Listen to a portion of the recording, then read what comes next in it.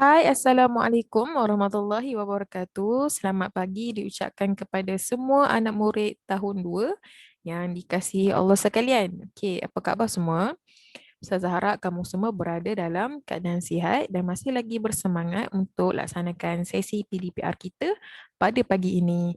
Okey, insya-Allah hari ini kita akan teruskan lagi pembelajaran kita. Kita akan masuk di topik yang baru iaitu topik 8.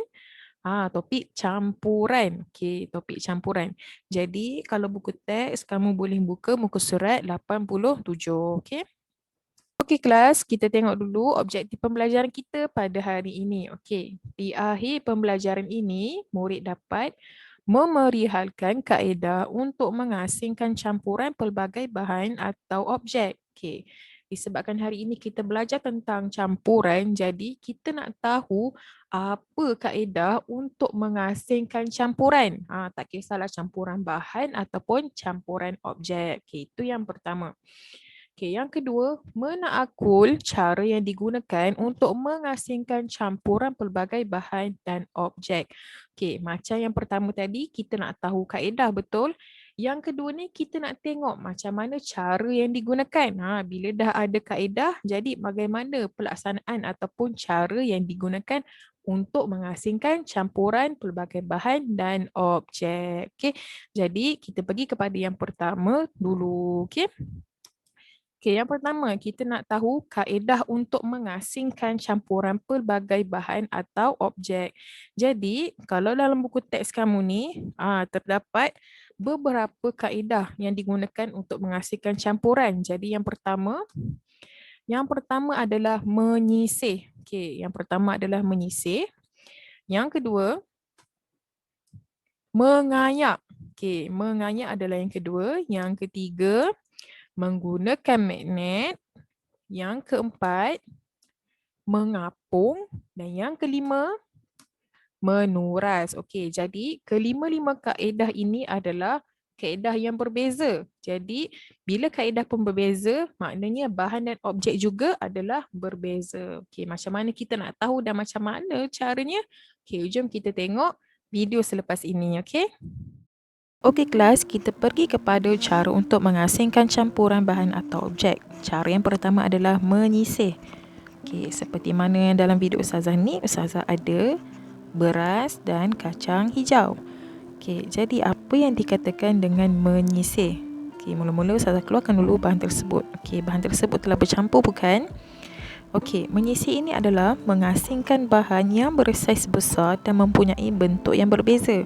Kalau kamu perasan, saiz kacang hijau dan saiz beras berbeza. Jadi kita boleh sisihkan kedua objek tersebut.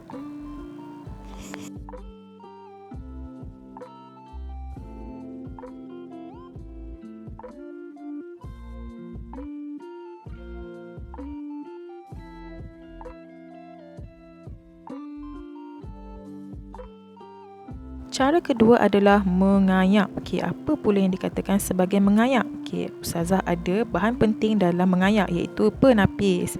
Jadi Ustazah ada campuran kacang hijau, beras dan tepung. Jadi mengayak ini adalah untuk mengasingkan bahan yang bersaiz halus dengan saiz besar.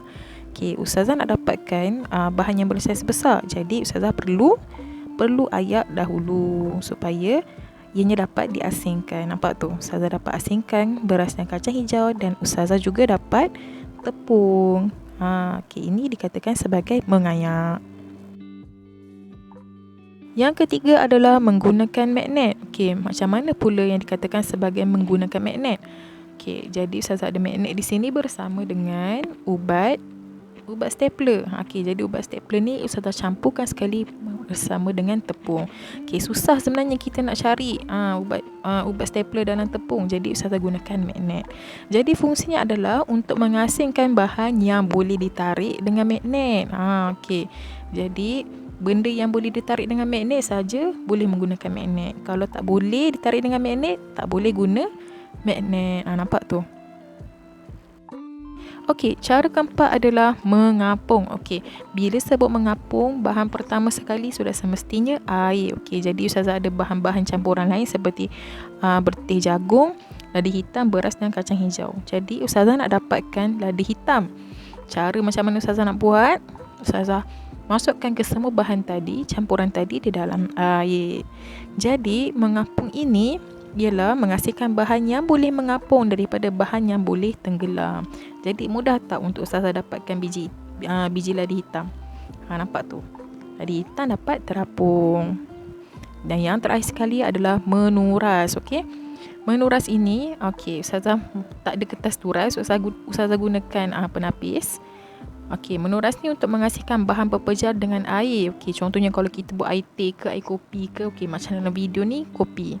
Ustazah nak asingkan serbuk kopi tu, serbuk bancuan kopi tu dengan air. Jadi Ustazah menggunakan penapis untuk dapatkan air. Nampak? Kalau kita buat air teh pun sama juga. Kita tak minum, kita tak makan dia punya serbuk. Jadi kita kena tapis ataupun kita panggil turas. Okey?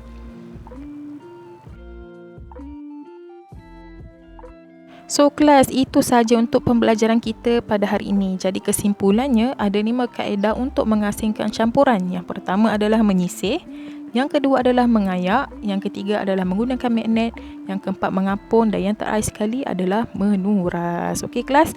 Jadi sekiranya kamu ada sebarang persoalan atau pertanyaan, boleh WhatsApp Ustazah. Okey? Wallahua'alam. Assalamualaikum.